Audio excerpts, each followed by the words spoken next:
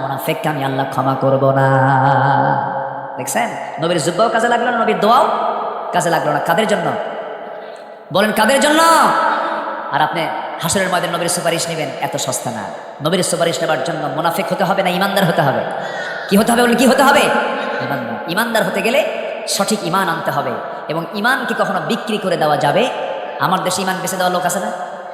বিড়ির প্যাকেট পাইলে ইমান বেঁচে দেয়, আছে কিনা? আছে কিনা? আছে কিনা? আছে কিনা? ইমান বিক্রি করে দেওয়া যাবে না। ছোট্ট একটা ইতিহাস মনে পড়লো আমার এই মুহূর্তে। মক্কা এবং মদিনার ঠিক মাঝখান বরাবর বাড়ি একজন সাহাবী ছিলেন, ইয়াং মানুষ, নবীর কালিমার দাওয়াত পেয়েছেন, কালিমা গ্রহণ করে নিয়েছেন। মক্কা মদিনার ঠিক মাঝখান বরাবর বাড়ি। জন্মের পূর্বে বাপকে হারাইছেন, চাচার কাছে তিনি মানুষ হয়েছেন, বড় হয়ে গেছেন, ইসলাম কবুল করে নিয়েছেন। চাচার এখানে সংবাদ চলে গেল ভাতিজা নাকি ইসলাম কবুল করে নিয়েছে। ভাতিজার নাম হলো আব্দুল্লাহ। কি নাম বলেন? আব্দুল্লাহ। সঙ্গে সঙ্গে বলে ফেলতেছে, চাচা ও ভাতিজা, শুনলাম তুমি নাকি ইসলাম কবুল করেছ। সঙ্গে সঙ্গে বলছে, চাচা আপনি শুনবেন কেন? আমি আপনাকে বলছি, আমি তো কালিমা পড়ে নিয়েছি, আপনাকেও কালিমার দাওয়াত দিচ্ছি, একসঙ্গে এই জান্নাতে থাকতে চাই। যেরকম সুবহানাল্লাহ। সঙ্গে সঙ্গে চাচা বলতেছে, ভাতিজা শোনো, তুমি যে কালিমা গ্রহণ করেছো, এই কালিমা গ্রহণের ফলাফল কি হতে পারে তুমি কি জানো নাকি? না চাচা, আপনি বলেন। আমার বাপদাদার বিরুদ্ধে তুমি অবস্থান নিয়েছো, তোমার কি হতে পারে? আমি তোমার সমস্ত সম্পত্তিগুলো জোর করে নিয়ে নেব, তোমাকে বাড়ি থেকে বের করে দেব।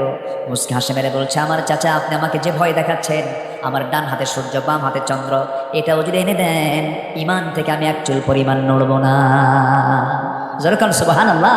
আর এই সম্পত্তি নেবেন, নেন, জোরাজোরি করতে হবে না। চাচা খেপে গেছে, রেগে গেছে, জামায় হাত দিলে টান মেরে জামা ছিঁড়ে ফেলে দিয়েছে, লুঙ্গিটা পর্যন্ত খুলে নিয়ে ঘর থেকে উলঙ্গ করে বের করে দিয়েছে। রক্তাক্ত করে ঘর থেকে বের করে দেওয়ার পর এই আব্দুল্লাহ মার দরজায় গিয়ে বলে, মা দরজা খোলো। দরজা খুলেছে, মা আমার দিকে তাকায়ও না, আমার চাচা আমাকে মেরে রক্তাক্ত করে দিয়ে লুঙ্গিটা পর্যন্ত খুলে নিয়েছে ইসলাম কবুল করার কারণে। আমি ইসলামকে ছাড়তে পারবো না মা।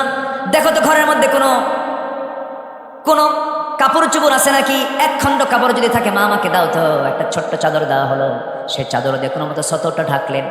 সতরটা ঢেকে কোনো মতো মাকে বলছেন, মা পৃথিবীর কোনো দরবার ভাল লাগে না, আমার শ্রেষ্ঠ দরবার আমার নবীর দরবার। নবীর দরবারের দিকে রওনা করলাম। মা থাকো। শীতকাল, সেই সময় আরবে শীত থাকে হলো 2টা মাস থাকে শীত, 1.5 থেকে 2 মাস। এখন শীত শুরু হচ্ছে। মাসখানেক আগে গিয়েছিলাম, তখন 45 থেকে 50 ডিগ্রি সেলসিয়াস ছিল। এখন 1 মাস আর 1 মাস পরে শীত থাকবে, প্রচণ্ড হাড় কাঁপানো শীত।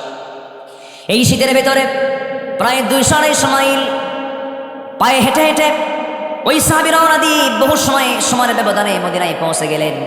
ফজরের একটু আগে নবীর সামনে দরজায় গিয়ে নক করছেন। রাসূল দরজা খুলেই দেখেন থরথর করে কাঁপতেছে এক যুবক। চেহারাটা সুন্দর ছিল। রাসূল নগ্ন দেহ দেখে কিচ্ছু বললেন না, ভিতরে চলে গেলেন। আমার নবীর ব্যবহৃত সুন্দর 2টা জুব্বা হাতের মধ্যে নিয়ে বলছে, যুবক তাড়াতাড়ি জুব্বাটা পড়ো, প্রচণ্ড ঠান্ডা, তোমার গায়ে ঠান্ডা লেগেছে। জুব্বা পড়াইয়া দিলেন। রাসূল বলছেন, ও সাহাবী আব্দুল্লাহ, তোমার কি হয়েছে বলো? হুজুর দিন গ্রহণ করেছে, এর জন্য আমাকে বাড়ি থেকে বের করে দিয়েছে, লুঙ্গি পর্যন্ত খুলে নিয়েছে। রাসূল বললেন, তোমার চাচা করেছে তোমাকে উলঙ্গ, আর আমি তোমাকে আমার জুব্বা দিয়ে আমি তোমাকে ঢেকে দিলাম। যেরকম সুবহানাল্লাহ। খুব খুশি হলেন।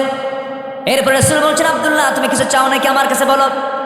এবার তিনি বলছেন, ইয়া রাসূলুল্লাহ, আমি আপনার কাছে যে চাওয়াটা চাবো, দুনিয়ার কোনো কিছু চাবো না। আমি আপনার কাছে চাই হলো আল্লাহ যেন আমাকে মৃত্যুর রাজপথ, শহীদে মৌত যেন আমাকে দিয়ে দেন, আমি যেন শহীদ হয়ে যাই। আমার নবী হাত উঁচু করে বলছে, ও আকাশের মালিক আল্লাহ, আমার আব্দুল্লাহর জান মাল তুমি কাফের বেঈমানদের জন্য হারাম করে দাও। দোয়াটা উল্টা হয়ে গেল। আব্দুল্লাহর মন খারাপ হলো। রাসূল বলছেন, আব্দুল্লাহ মন খারাপ করো কেন? হুজুর আমি দোয়া চাইলাম কি, দোয়া করলেন কি? কাফের মুশরিকরা আমাকে মারতে পারবে না, আমি শহীদ হবো কেমনে? রাসূল বলছেন, আব্দুল্লাহ তোমার দিন গ্রহণ করতে বড় কষ্ট হয়েছে, দুনিয়া বিক্রি করতে হয়েছে। তুমি কি এই বিষয়টা জানো না? তোমার মৃত্যু যদি বিছানা হয়ে থাকে, ওয়া ইম্মা তাআলা ফিরাশিহি, শাহাদাতের তামান্না যদি লালন করে থাকো হৃদয়ে, আল্লাহ রাব্বুল আলামিন তোমাকে শহীদের দরজা বিছানায় মৃত্যুর মধ্য দিয়ে দিবেন। যেরকম সুবহানাল্লাহ। রাসূল তাকে পাঠিয়ে দিলেন আসহাবে সুফার ভিতরে। আমার নবীর যে ঘর, যারা গিয়েছেন নবীর ঘর, অনেকে যারা আল্লাহ রাসূলের যারা কবর জিয়ারা করেছে, নবীর ঘর হয়ে গেছে এখন কবর। ওই ঘরের সঙ্গেই ছিল চতুর্কোণ বিশিষ্ট একটা জায়গা। ওই জায়গায় ওই সমস্ত সাহাবীরা থাকতেন সর্বক্ষণ, যাদের ঘর ছিল না, বাড়ি ছিল না, দেশ ছাড়ছেন, সব কিছু ছাড়ছেন। রাসূল তাদের মেহমান করে রাখতেন। যে হাদিয়া তোহফাগুলো আসতো তাদেরকে দিয়ে খেতেন।